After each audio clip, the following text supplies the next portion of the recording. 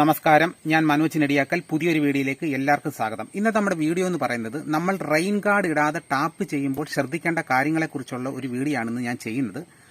അപ്പം നമ്മൾ ഈ റെയിൻ ഗാർഡ് ഇടാതെ ടാപ്പ് ചെയ്യുന്ന മരത്തിൽ 10 കാര്യങ്ങൾ ശ്രദ്ധിക്കണം.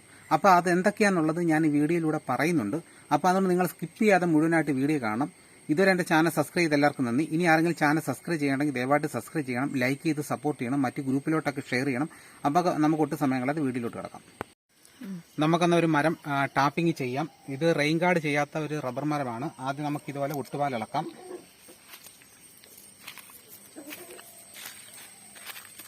അതിനുശേഷം വലത് കൈ മുന്നിൽ പിടിച്ച് ഇടത് കൈ പുറകിൽ പിടിച്ച് നമുക്കിതിനെ ചെറിയ കഷ്ണങ്ങളായിട്ട് ചീവി എടുക്കാം.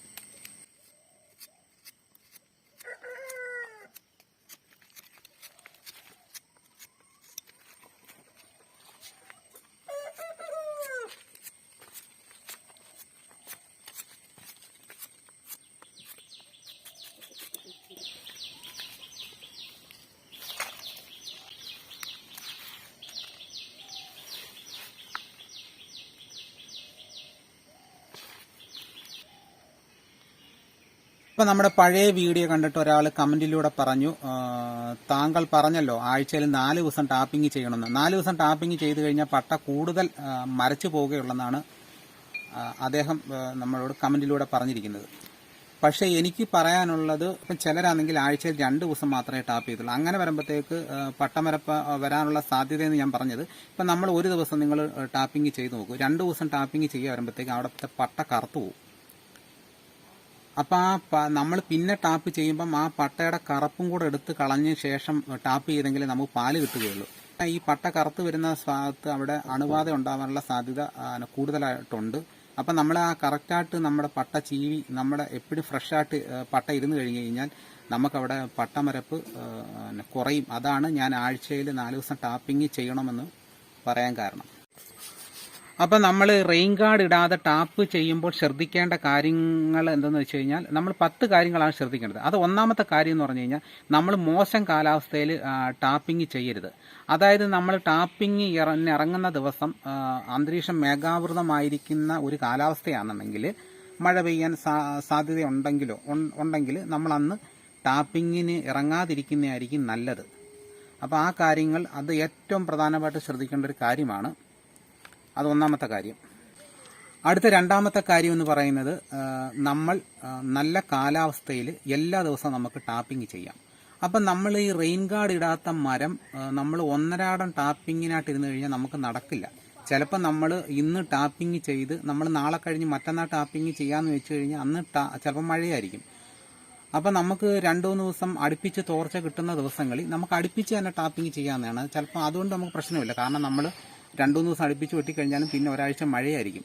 അപ്പം അങ്ങനെ നമുക്ക് തോർച്ചയുള്ള സമയത്തൊക്കെ നമുക്ക് അടുപ്പിച്ച് വെട്ടുന്നതിൽ കുഴപ്പമില്ല. പക്ഷേ ഒരു 4-5 വെട്ടി കൂടുതൽ മുന്നോട്ട് പോകരുത്. എന്ന് വെച്ചാൽ 7 ദിവസം തോർച്ച ഉണ്ടെങ്കിൽ 7 ദിവസം പോയി വെട്ടരുത്. അപ്പം അതിനൊരു ലിമിറ്റ് വേണം. അതാണ് രണ്ടാമത് നമ്മൾ ശ്രദ്ധിക്കേണ്ട കാര്യം. അടുത്ത നമ്മൾ ശ്രദ്ധിക്കേണ്ട മൂന്നാമത്തെ കാര്യം എന്ന് പറഞ്ഞു കഴിഞ്ഞാൽ, നമ്മൾ ടാപ്പിംഗ് ചെയ്തു, പക്ഷേ നമ്മൾ നല്ല കാലാവസ്ഥയായിരുന്നു, നമ്മൾ ടാപ്പിങ്ങിന് ഇറങ്ങിയപ്പോൾ നല്ല കാലാവസ്ഥയായിരുന്നു, പക്ഷേ നമുക്ക് അപ്രതീക്ഷിതമായിട്ട് മഴ പെയ്തു. അപ്പം അങ്ങനെയുള്ള ഒരു സാഹചര്യത്തിൽ നമ്മുടെ പട്ടയിൽ പെട്ടെന്ന് അണുബാധ വരാനുള്ള സാധ്യതയുണ്ട്. വെള്ളം ആ പട്ടയിലെ പാലെല്ലാം മഴവെള്ളം വീണ് ഒലിച്ചു പോയി കഴിഞ്ഞാൽ അവിടെ അണുബാധ ഉണ്ടാവും തീർച്ചയായിട്ടും. അപ്പം അങ്ങനെയുള്ള മരത്തെ നിങ്ങൾ തീർച്ചയായിട്ടും കാലാവസ്ഥയെ നോക്കാതെ തീർച്ചയായിട്ടും പിറ്റേന്ന് ഇച്ചിരി കനത്തിൽ ചീവി കളയണം. കാരണം ആ ഭാഗത്ത് ഈ അണുബാധ കാണും. അത് അണുക്കളെ അന്തരം ഈ ചീവി കളയുന്നതോടുകൂടി അണുബാധ മാറിക്കിട്ടും. ഈ മഴ പെയ്തിട്ടുണ്ടെങ്കിൽ ഇങ്ങനെ തീർച്ചയായിട്ടും ചെയ്യുന്നത് നല്ലതായിരിക്കും. അപ്പം നമ്മൾ നാലാമത്തെ അടുത്ത ശ്രദ്ധിക്കേണ്ട കാര്യം എന്ന് പറഞ്ഞു കഴിഞ്ഞാൽ, നമ്മൾ ടാപ്പിങ്ങിന് ശേഷം അപ്രതീക്ഷിതമായിട്ട് മഴ പെയ്തിട്ടുണ്ടെങ്കിൽ നമ്മൾ M45 എന്ന് പറയുന്ന കുമിൾനാശിനി നമ്മൾ തേച്ചു കൊടുക്കണം. അപ്പം നമ്മൾ റെയിൻ ഗാർഡ് ഇടാത്ത മരത്തേൽ കുമിൾനാശിനി തേക്കുമ്പോൾ ശ്രദ്ധിക്കേണ്ട കാര്യം എന്ന് പറഞ്ഞു കഴിഞ്ഞാൽ, നമ്മൾ ഒന്നാമത്തെ കാര്യം എന്ന് പറഞ്ഞാൽ നമ്മൾ ടാപ്പിംഗ് ചെയ്യാത്ത ദിവസമായിരിക്കണം നമ്മൾ M45 എന്ന് പറയുന്ന കുമിൾനാശിനി തേക്കേണ്ടത്. പിന്നെ ആ കുമിൾനാശിനി തേക്കുമ്പം നല്ല കാലാവസ്ഥ ഉള്ള ദിവസം മാത്രമേ തേക്കാവുള്ളൂ. അല്ലാതെ നമ്മൾ തേച്ച് കഴിഞ്ഞിട്ട് ഉടനെ മഴ പെയ്ത് പോയി കഴിഞ്ഞാൽ അത് തേച്ചുകൊണ്ട് പ്രയോജനമില്ല. പിന്നെ മൂന്നാം ശ്രദ്ധിക്കേണ്ട ചിലർ ഈ M45 കുമിൾനാശിനി തേക്കുന്നത് കാണുന്നത് ഈ വള്ളിപ്പാൽ ഇളക്കി കളഞ്ഞിട്ട് തേക്കുന്ന ഒരു രീതിയുണ്ട്.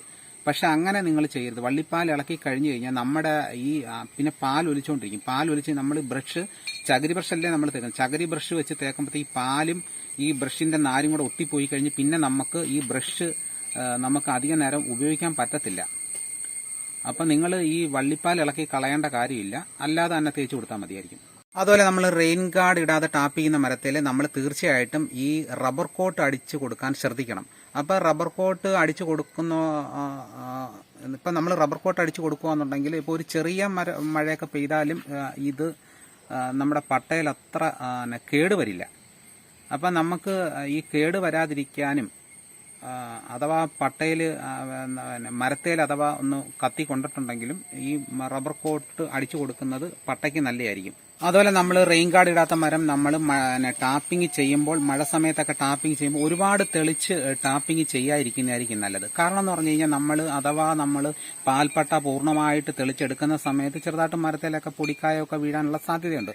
അപ്പം അങ്ങനെ വരുന്ന സമയത്ത് നമ്മൾ ഈ തടി തെളിഞ്ഞ് കഴിഞ്ഞു കഴിഞ്ഞാൽ ഈ തണ്ണിപ്പട്ട വഴിയാണ് ഈ ജലവും വളമൊക്കെ മേലോട്ട് പോയിക്കൊണ്ടിരിക്കുന്നത്. അപ്പം അവിടെ വെച്ച് മുറിഞ്ഞു പോയി കഴിഞ്ഞ് കഴിഞ്ഞാൽ ഇങ്ങനെ അവിടെ തടിയിൽ ആ ഭാഗത്ത് ഇങ്ങനെ വെള്ളം ഒലിച്ചുകൊണ്ടിരിക്കും. അത് പട്ടമരപ്പിന് കാരണമാവും. അപ്പം ഓവറായിട്ട് ഈ മഴ സമയത്ത് തെളിച്ച് വെട്ടാതിരിക്കുന്നതായിരിക്കും, എക്സ്പീരിയൻസ് ഇല്ലാത്തവർ തെളിച്ച് വെട്ടാതിരിക്കുന്നതായിരിക്കും നല്ലത്. അടുത്ത നമ്മൾ റെയിൻ ഗാർഡ് ഇടാത്ത മരം ടാപ്പിംഗ് ചെയ്യുമ്പോൾ ശ്രദ്ധിക്കേണ്ട കാര്യം എന്ന് പറഞ്ഞാൽ രാത്രിയിലുള്ള ടാപ്പിംഗ് ഒഴിവാക്കുക.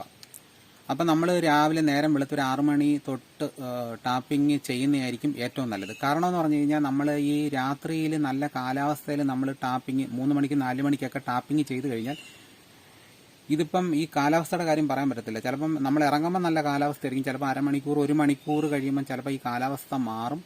അങ്ങനെ മാറി മഴ പെയ്ത് കഴിഞ്ഞാൽ പിന്നെ നമുക്ക് ആ പാലെടുക്കാൻ പറ്റാത്ത ഒരു ഇത് വരും. കാരണം നമ്മുടെ അനുഭവം കൊണ്ടാണ് പറയുന്നത്.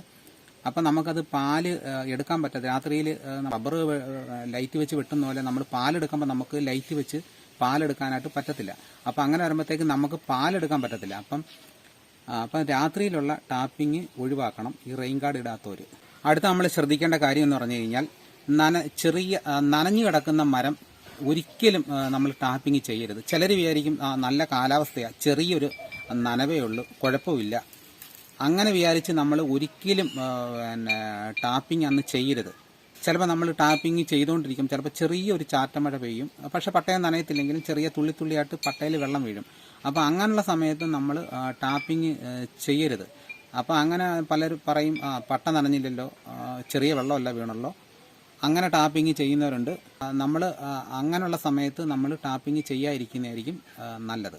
അടുത്ത നമ്മൾ ശ്രദ്ധിക്കേണ്ട കാര്യം എന്ന് പറഞ്ഞു കഴിഞ്ഞാൽ നമ്മൾ ടാപ്പിംഗ് കഴിഞ്ഞ് പാലെടുത്തതിന് ശേഷം ചിരട്ട ചരിച്ച് വെക്കണം. കാരണം എന്ന് പറഞ്ഞു കഴിഞ്ഞാൽ നമ്മൾ പാലെടുത്ത് കഴിഞ്ഞതിന് ശേഷം നമ്മൾ ചരിച്ച് വെച്ചില്ലെന്നുണ്ടെങ്കിൽ ആ ചിരട്ടയിൽ വെള്ളം നിറഞ്ഞിരുന്ന് കഴിഞ്ഞ് കഴിഞ്ഞാൽ അത് ഒന്നാമത്തെ കാര്യം കൊതുക് ശല്യം ഉണ്ടാവും. രണ്ടാമത്തെ കാര്യം എന്ന് പറഞ്ഞു കഴിഞ്ഞാൽ പിന്നെ നമ്മൾ അടുത്ത ദിവസം ടാപ്പിംഗ് ചെയ്യുമ്പം ഈ വെള്ളം കളഞ്ഞിട്ട് വീണ്ടും എടുത്ത് വെക്കുമ്പോഴത്തേക്ക് വെള്ളത്തിൻ്റെ നനവ് ആ ചിരട്ടയിൽ കാണും, എങ്ങനെയായാലും കുറച്ച് വെള്ളം കാണും. അങ്ങനെ വരുമ്പോഴത്തേക്ക് പിന്നെ വീഴുന്ന പാല് നമുക്ക് അത് പെട്ടെന്ന് ഉറഞ്ഞു പോകും. പിന്നെ പാലെടുക്കുമ്പോഴത്തേക്ക് ഉറഞ്ഞു പോകുന്ന ഒരു അവസ്ഥയിലോട്ട് മാറും. അപ്പോൾ അത് ഈ പാലെടുത്ത് ഈ കന്നാസിലൊക്കെ കൊണ്ടുപോകുന്നവരെയാണ് അത് കൂടുതലായിട്ട് ബാധിക്കുന്നത്. അതും ഒരു ശ്രദ്ധിക്കേണ്ട ഒരു കാര്യമാണ്. അതുപോലെ നമ്മൾ അടുത്ത ശ്രദ്ധിക്കേണ്ട കാര്യം എന്ന് പറഞ്ഞാൽ നമ്മുടെ ഇതിന് റബ്ബറിന് കൃത്യമായിട്ട് വളം ഇട്ട് കൊടുക്കുക. കാടെടുക്കാനുള്ള കാടെടുക്കുക, വളം ഇട്ട് കൊടുക്കുക. അപ്പം ചിലർ വിചാരിക്കും ഞങ്ങളിപ്പം ഒരു മാസമായിട്ട് ടാപ്പിംഗ് ചെയ്യുന്നില്ല, ടാപ്പിംഗ് അങ്ങനെ കൃത്യമായിട്ട് നടക്കുന്നില്ല. അപ്പം അങ്ങനെ പറഞ്ഞ് വളം ഇടാതെ വെയിറ്റ് ചെയ്യുന്നവരുണ്ട്. അപ്പം നമ്മൾ ഈ ടാപ്പിംഗ് നടന്നാലും ഇല്ലെങ്കിലും നമ്മൾ വളം ഇട്ട് കൊടുക്കാനുള്ളത് ഇട്ട് കൊടുക്കണം.